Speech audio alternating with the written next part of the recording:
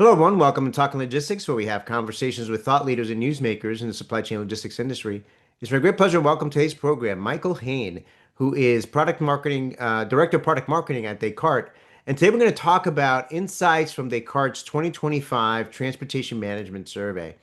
So, since 2017, Descartes has conducted an annual benchmark survey of global transportation professionals to identify the strategies, tactics, and expectations for the industry.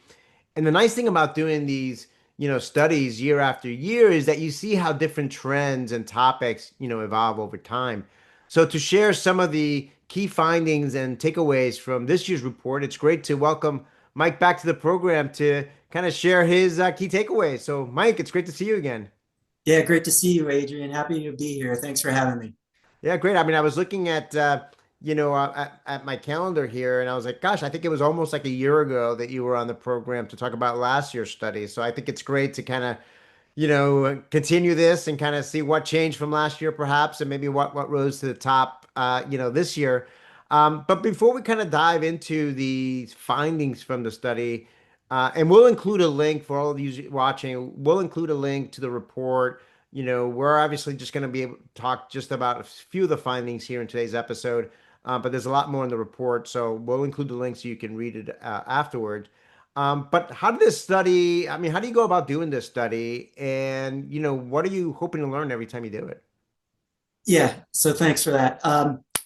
Like you said, this is the ninth year we've done the study. We actually started partnering with Sapio Research even on last year's study, just so we could get a broader expanse of respondents. So now it's over 600 people that we're getting to respond to this survey. It's not just our customers like it was years ago. We were just kind of emailing out the people we knew. So it's a much broader swath of who we're getting to answer these questions for us. It's a mix of shippers, so manufacturers, distributors, retailers. It's 3PLs, freight forwarders, and brokers. We didn't do the carrier side of things in here, and there's a much more vetting process that goes on now. So these people are really, they're either responsible, full responsibility for transportation, or heavily responsible for transportation, and they're managers and above. So partnering with Sapio Research, we don't want to have survey fatigue. I'm sure you guys do a lot of surveys as well, right? So we want to ask them a million questions, but you kind of have to, we cut it down to just 25. So I know we're only going to go through some of that here, but it's a mix 50-50 between Europe and Western Europe. I mean, sorry, yeah, Western Europe and North America, right? That we're doing. So US and Canada. But because we have so many folks answering this, we can even get into some of the details or the crosstabs between this is what shippers think, North American shippers versus European, or LSPs in North America versus shippers. So after this, survey, we're actually going to have some other ones coming out that get into a little more of that nuance. And I can talk about some of that here, but we will have some more reports coming out about it. So, and yeah, like you said, we're doing it to understand the challenges, the trends, the strategies that these folks are doing, what they're worried about, right? What they're planning for in the future. And we're just trying to get that kind of picture for, companies to understand what their competitors are doing, what their customers are thinking about, right? And it's just, non-biased. This just here's the data. And even the report, when you see it, we're not trying to read too much into it. Like you and I, we can get into our thoughts, but I'm kind of, for this one, right, it's just here's what the data is saying. And then, yeah, we might have some white papers thinking about, okay, this is what we're doing. But we also get into the trends as well, over time, like you mentioned. Yeah, no, I think that's great. I mean, I think, obviously we do a lot of surveys as well with our Indago supply chain research community. But I think, a couple of things you said. One is, it's kind of a verified and qualified group, so I think that's always important, right? So I mean, 600 plus respondents is a great, Mm-hmm. great sample size, but the fact that they're also that you've kind of verified that, these are people who are actually on the front lines and responsible for transportation management is important.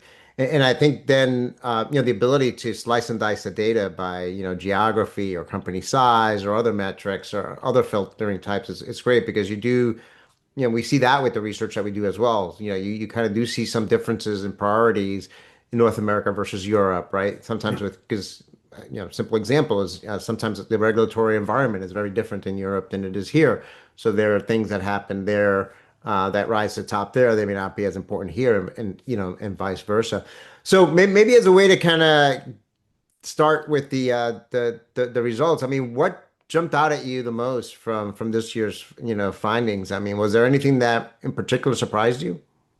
Yeah, there was a couple things actually I'll get into. So this year we saw 81% of the respondents said that transportation management is seen as a competitive weapon or a customer service differentiator by their management team. So it has been growing, but last year I think it was only 64%. So that's a pretty big jump in a year. And this is the highest we've ever seen that number, right? So, transportation management has always been growing in importance, but it really seems to be coming to the forefront, right? Like we saw with the capacity crunch and then with COVID, right? So we had CEOs and CFOs talking about supply chain, years ago, but it's still continuing to move up. AI and all that stuff, I was expecting that. That wasn't like a surprise. We'll get into some of that. But the other thing that jumped out at me was we asked about automation and that sort of thing. So only 17% of companies said they were fully automated. But the 36% are still heavily manual or fully manual in their processes. So that was a little bit higher of a number than I was expecting, right? And we are talking just about transportation management, right? So warehousing, other stuff, that could be very different numbers there.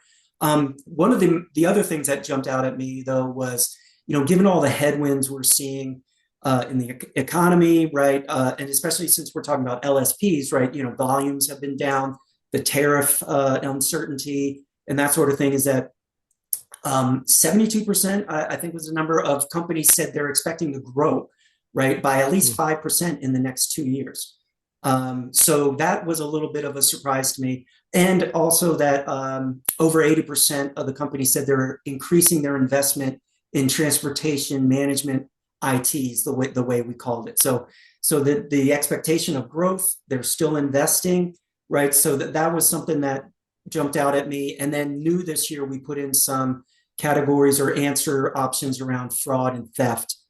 So we do update some of the questions, right? We took COVID out this year, we just, Right. that's like in the disruption, kind of circle. But yeah, we added some things around fraud, and they popped up as a top five like category for TMS and vetting. So those are some of the main things that jumped out at me, is like I wasn't necessarily expecting to see in the data.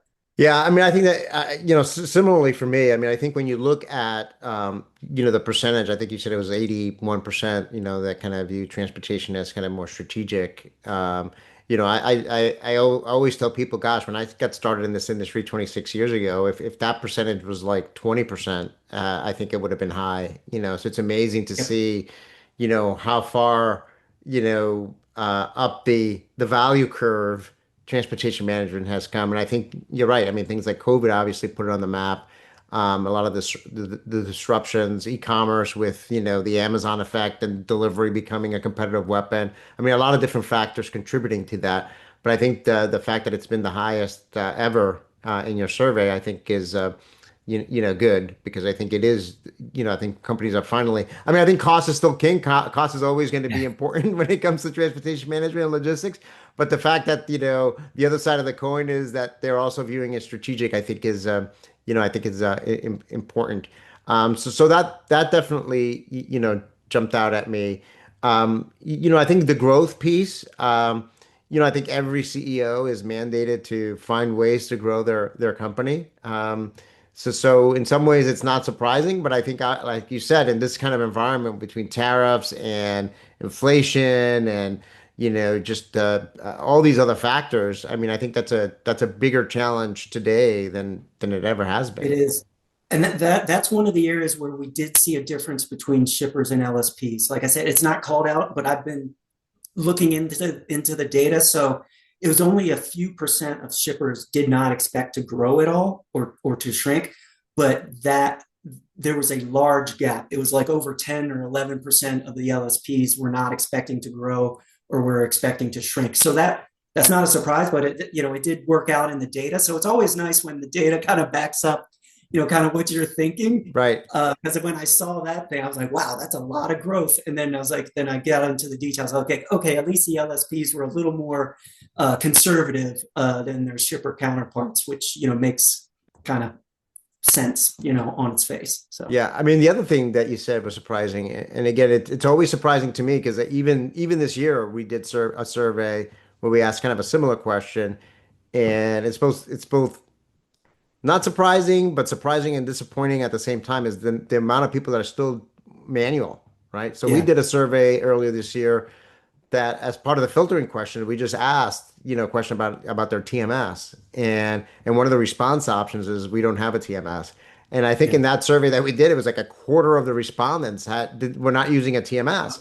And to this day, I keep thinking, gosh, I've been an industry analyst for 26 years. I've been, an evangelist for why companies need to have a TMS and the benefits and so forth. And certainly today, it's much more accessible and yeah, affordable, and it's just such a low hurdle today compared to 20 years ago and to implement a TMS. But I'm still shocked that these are, and in many cases, these are sometimes they're very large companies, and you're thinking, yeah, I keep thinking to myself, how do they remain successful? How do they actually make a profit, and grow without, while still doing so much manual work, particularly in transportation? yeah. I call it inertia. At my time in consulting, I was always surprised by how, yeah, some companies are definitely laggards in some spaces. And yeah, I had those same thoughts of how are you running this business? You can't tell me what you spent last month on transportation. Yeah, I mean, someone's paying the bills, right? Like these guys are getting paid. So yeah, the information's there somewhere. But you're right, it is a much lower. And in this survey, it's only a very small percentage say they're not using a TMS, and that's probably some self-selection, right? You're getting a survey about transportation management, so if you're, so we might be a little skewed to Right. folks that are a little more forward thinking, just because they're responding to the survey, but yeah, Well, another thing I guess is not surprising is visibility, right? Once yeah, again, it kind of ranked as a kind of top capability needed for effective transportation management. I mean, what's new or different with visibility today in terms of what shippers or the respondents of the survey had to say and are looking for, as well as the capabilities available? What's different yep. today versus, let's say, a few years ago? Right. So I'm going to break it up into kind of two different things, because when we talk about visibility, like, macro point, Descartes, right? In transit, real time visibility. So from that standpoint, right, we're seeing that the data is getting shared more widely internally and externally.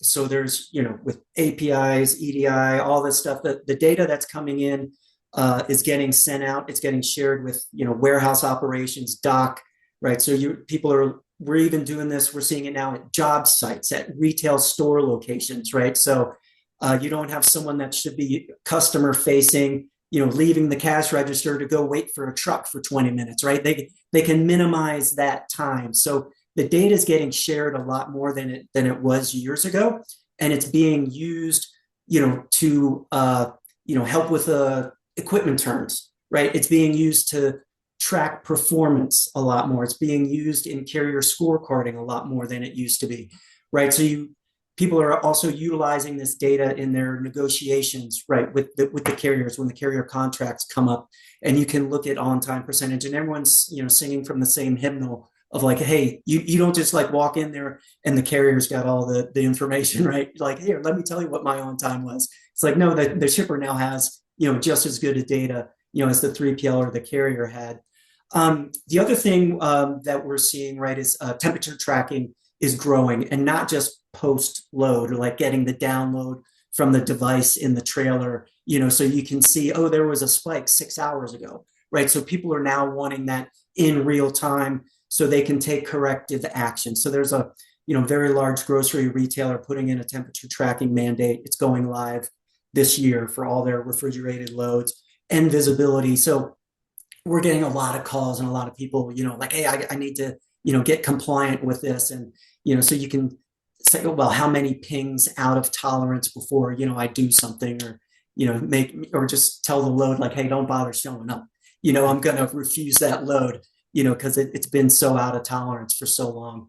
Some of the other stuff that's newer is we're pulling in like customs data, so you can see if the container's at the port, like so it's been sitting at the port, what's going on, right? So it's not just the location, but you can also get status information now.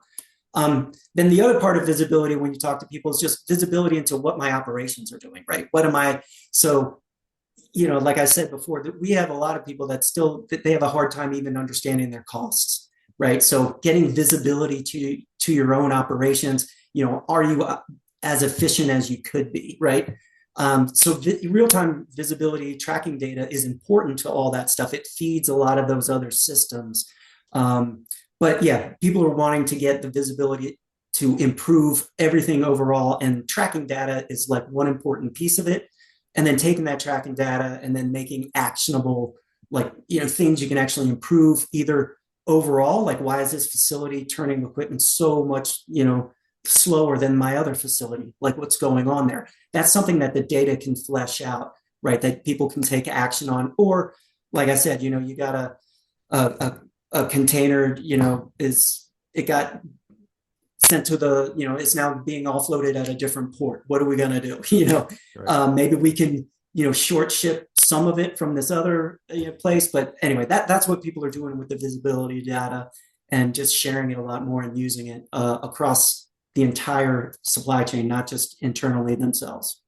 Yeah, I mean, I think that's great. I mean, I think the sharing of that data, because I mean, you're right. I mean, I love the example you gave of, because of course we know that a lot of retail stores now serve as like kind of mini warehouses, right? Mini Yep. fulfillment centers, right? Not only are they customer facing and selling stuff there, but they're also doing, direct to consumer shipping.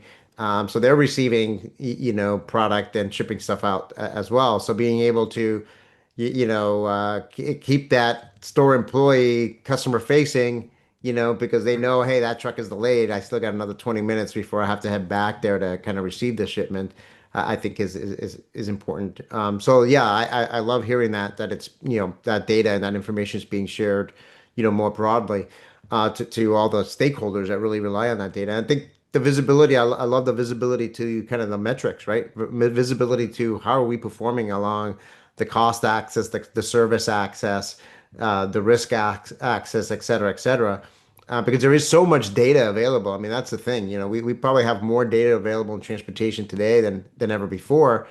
And, it could be information overload. So the key thing is how do we actually, extract insights from that data to help, improve on, our KPIs that are important for us and hit the targets that we might have. And I think the temperature control piece, that I've been seeing that for some time as well. But certainly, like you said, we're seeing now that that's become moving away from being kind of a nice to have to being mandated that, hey, we need this kind of visibility to these types of environmental data points, in real time. So let's talk about the topic everyone's talking about, right? Which is AI, right? So, I guess everyone was talking about tariffs this year as well, too. But I guess if we were Yes. doing a global trade episode today, we will be heavily talking about, tariffs and all that. But of course, the other topic from a technology side that everybody's talking about is AI, and continues to attract a lot of attention as well as a lot of questions and concerns. I mean, where did the survey respondents see AI driving kind of the most meaningful outcomes today, or the opportunities? Yeah, so we added a couple questions around AI this year. So we asked them just, and again, to be clear, we're asking about generative AI, right? The large language models. So, machine learning, AI, a lot of this stuff has been around. So we focused our question just on the generative AI kind of space.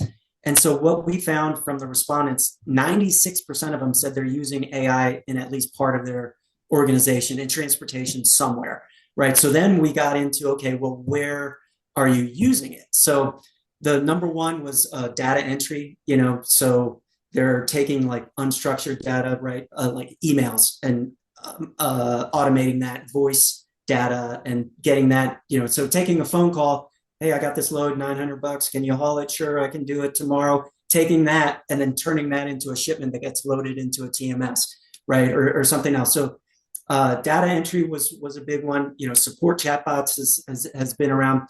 The ones that were interesting that showed up this year were also they're using it for freight forecasting and as well as optimization.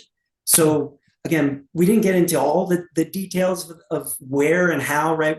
Because of like I said, the survey fatigue, but doing a deeper dive on that was interesting to see for freight forecasting being AI being used for that as well, and load matching and capacity matching. That's something we've been doing at Descartes for a while as well. Again, with like machine learning and other stuff. But yeah, utilizing generative AI for those things, is very. It's kind of novel, and it's something that you see a lot. There's a lot of vendors out there with a lot of these solutions. The main thing I'm back to the data entry though is where we're seeing a lot of folks using AI is automating manual tasks, right? Getting people off of the phones when you can. So, check call, right? So again, so like if you're tracking the load, but if it stops tracking, someone gets on the phone and says, hey, where's the load? So now you can have a bot do that, right? Or if, hey, I didn't get the proof of delivery. So it's still exception based because hopefully we're eliminating a lot of these phone calls with the integrations, but it's like, hey, I didn't get the proof of delivery. It doesn't have to be a person getting on the phone to say, hey, remember to do that. You can have a bot now, say, I didn't get the proof of delivery. I didn't get the thing, send it to me. So that's where we're seeing it being used a lot. And on our side, we have a bot telling because we still have a lot of drivers, right, that are not connected through their ELDs, right? It's the long tail, and they will never want to get connected. They download the app, they track, they delete the app, right? They think Big Brother, which is fine. So we get a lot of, download the app and use it and then uninstall it. But so if we know they're hauling a load tomorrow, we know they don't have the app installed, we can call them, say, hey, you got this load tomorrow for shipper A, from here, don't forget to download the app and start tracking, right? So now that's a bot reminding them to do that, right? And if they had the app downloaded, then it doesn't bother them.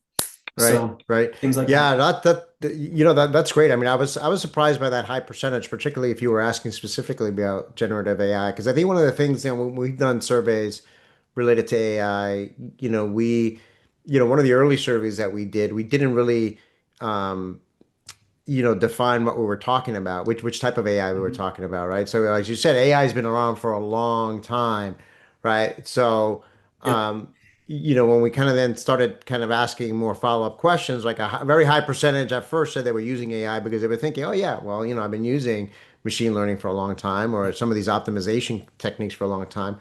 But then when it came to things like generative AI or agentic AI, right? Some of these newer things, the adoption rate went really low. Like, yeah, we're still not ready, we're not still experimenting with that. Um, so I think that the high It's percentage that you cited, I think was a bit surprising, to yeah, me. But I think it makes sense, particularly for I'd be interesting to see how the breakout between LSPs and shippers are, because I would think the LSPs are probably in some ways more early adopters of this because they have so many more transactions, and you see some of the big brokers and some of the big third-party logistics companies out there promoting the fact that they're using generative AI and agentic AI for operational reasons, right? Because they're kind of becoming much more right. productive, because they're able to, replace, check calls with bots and things like that. So, Yep. Yeah, it's a good point you brought up, and this isn't in the study, but I did some other deeper dive into the data. I actually had to go back to Sapio to get them to do this crosstab for me because it wasn't in the data I had. But because I was also a little bit surprised by that 96%. So then I went in and said, okay, well, how many areas, right? Because they could choose like 8 different things, like I said, data entry, freight forecasting, right, route optimization, support bots, a lot of things. So then I got in and said, well, how many are using it in 2 or 3 areas or 5? So what we found is like 3 or more categories, it dropped down to about 50%. We're using it in 3 or more areas. And then then it fell off a cliff. So 5 or more areas was like 14%.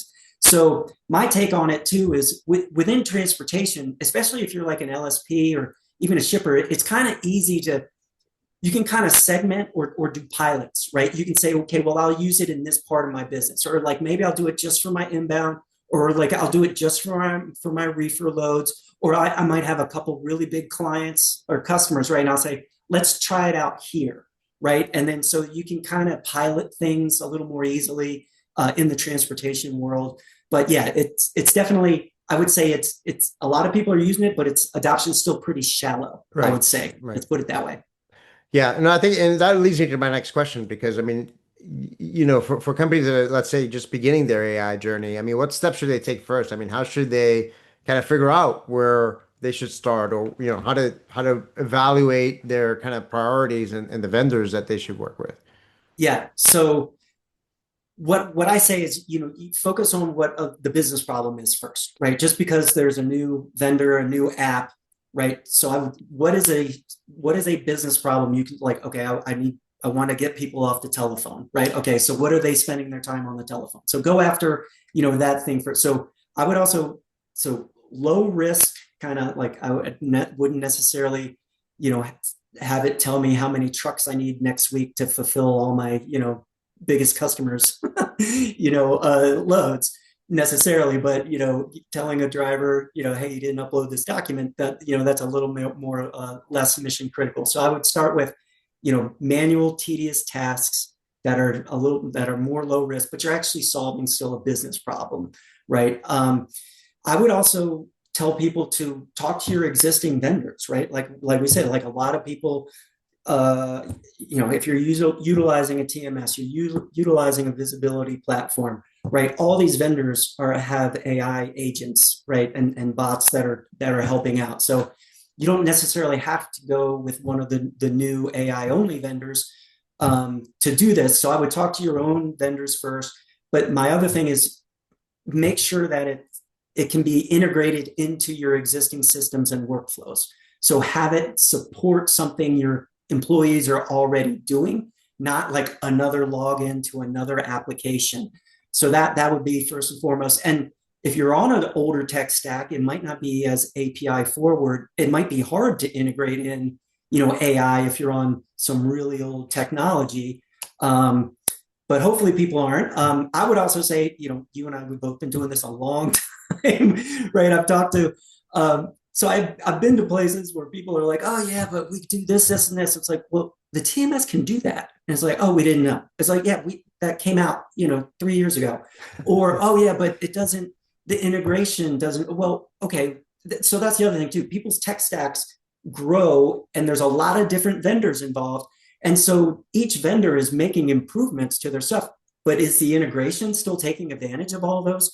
So I would say, yeah, not everyone necessarily needs to jump into AI just to like automate a process, right? There's a lot of things your current tech stack may already do that you're just not taking advantage of. So I would do an inventory of what you already have invested in, talk to your own vendors about what they're doing, and start that way. You don't necessarily need a new application, right? And developing an AI bot to do stuff is not that hard right now, right? That's one of the main amazing things about it and why they're becoming ubiquitous. So that's would be like how I would start it out. So Yeah, I mean, I love that last point about, first of all, understand what your current tools and capabilities are, right? Because like you said, you may already be able to do what you want to do, right? That business problem that you have, that KPI you want to improve, you may already be able to do it with the tools you already have because,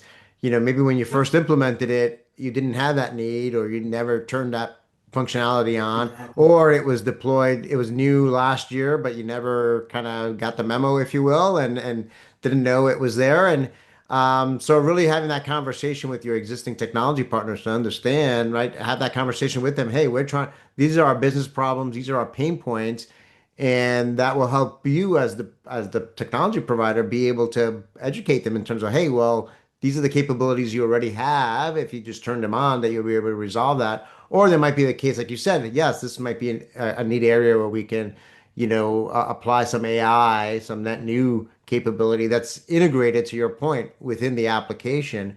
So you're not talking about having to deploy yet another net new type of solution that, might Right. not play well with the rest of your stack. And I think you're right. I mean, I think to me, it's always been the case even with just plain old TMS, right? It's like walk around your operations and wherever you see like stacks of paper or people manually entering stuff or making phone calls. I mean, I think those are some of the low-hanging fruits, or those are some of the opportunities where some of this newer technology can certainly play a role. Well, Mike, I mean, I think we could probably talk for another hour about everything that's in this report. But maybe, and like I said, I will, we'll include the link to the report for people to download it. But maybe as a way to wrap up, when you look at everything that you've learned from the research, I mean, what calls to action come out of the study? Yeah, so one of the other things that was in the report and has been for a while now is because we also asked the companies like how well they're doing financially, like how they're positioned, in addition to like, how their management views transportation, like we talked about earlier. And so there's other crosstabs we get into. But one of the takeaways is that the companies that are doing, better financially today are the ones that, view transportation as a competitive weapon, but they're also looking for transportation and how it can help grow their business as well. So again, it's like transportation, not just a cost center, right? They're looking at, this was another question in the thing, like how does it contribute to my revenue goals? How does it contribute to my competitive differentiation, right? So those are other things that the leading companies are thinking about. And when they're investing in transportation management, type of technologies, that's what they're thinking about. Their transportation technology to them is not about cost cutting. Like you said, that's always going to be there, but that's not like their main focus. So when we look at that and the companies that are focused on cost cutting, those are the companies that didn't expect to grow in the next 2 years. They're not investing, in technology. And quite frankly, some of those companies might not be around. So the healthier companies are looking for how can I do more, do better? How can I excite my customers? And they're doing that, through growth, through like trying to become a leader and use a competitive weapon like transportation technology to help them do that, right? The other thing we didn't really talk about today, but I want to sign off with is fraud and theft is always a huge issue out there. So folks need to continue to invest in that and get their processes. You need two-factor authentication on your own systems. Make sure all your vendors are doing that as well, right? So your TMS vendors, your brokers, your freight forwarders. It's a huge problem, and it continues to be. And we're doing our best to fight it as well. But again, when you're talking to your AI vendors, what's their cybersecurity? What protocols do they have in place? What are they doing with your data? How are they training AI? So that's something we take very seriously at Descartes for sure. And working with like I don't want to get too into the weeds, but the NIST protocols and things like that. Trying to protect our customers' data and when you're talking about AI, that it's just another area that people have to be cognizant of. Yeah, I mean, that's a great point. I mean, the whole freight fraud piece. I mean, that's been like you said, a growing problem. We've actually done some episodes and published some posts, even from some of your colleagues there at Descartes related to this topic. Mm-hmm. And it's amazing how fast growing this problem is. I mean, the criminals are they seem to be always one step ahead, right, Yeah. of the industry. But certainly, I think now that the spotlight is on this, more strongly, I think the industry is responding more effectively to it to try to curtail this problem. I think the other key takeaway that you said was, um, I mean, for me, when you think about the strategic aspect of it, the strategic Mm-hmm. aspect of transportation management, absolutely. I mean, I think there's still not that many companies that view it as, um, hey, how can we leverage this to grow the top line, right? How do we leverage transportation to increase market share, right? How do we, take market share away from our competition? I mean, those are the ones that are truly viewing transportation management and viewing transportation management systems to maximize the full value of what these solutions can provide, right? Beyond just the cost cutting. Because the cost cutting is, that's table stakes. I mean, that's what, Right. every company is doing. But the ones that really truly, to your point, and I think the research shows this, is the ones that say, hey, how do we go beyond cost, right? Think about it from a strategic standpoint in terms of growing revenue, growing market share, being more, be able to meet more demanding customer expectations with regards to delivery and service and so forth. So, again, a lot of great insights from the report. Mike, always a pleasure having you on the program, and I appreciate you taking the time to share some of the highlights and key takeaways. Yep. Thanks for having me, Adrian. Always great time talking to you. Great. I want to thank those of you that joined us. If you're watching this episode on demand, either at the Talking Logistics website or at the Descartes website, and you've got a question or comment for Mike, feel free to post it there, and I'm sure he'll be more than happy to respond via that medium. Again, thank you for joining us and look forward to seeing you in a future episode Talking Logistics. Have a great day.